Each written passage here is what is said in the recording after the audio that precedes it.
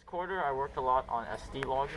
So we got data last quarter on the display, and now we're actually putting it onto a micro SD card so it can be interpreted, and we can, I guess, see certain things about the flight as we do tests. So on our display, there's an updated thing where I can toggle whether or not the SD card is actually getting data from the microcontroller. So right now it's off. I have a button, so if I hold this button down, it will reset, and now it's on. And there's another feature where I can just move back and forth between resetting battery and SD.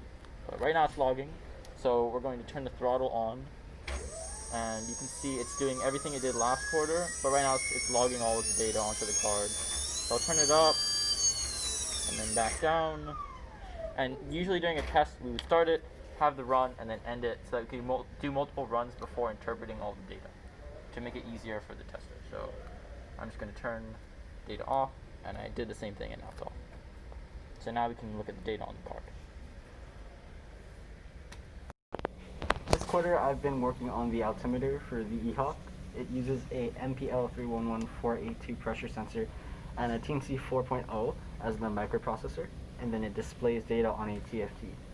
So as you can see on the TFT, in the center in big text is the altitude we're at, and on the bottom in smaller text you can see the QNH in inches of mercury.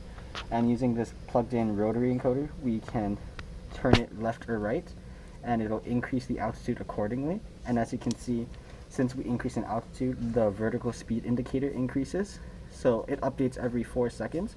So if it's negative, it'll go down in the red, and then if it is positive, it will go up with green.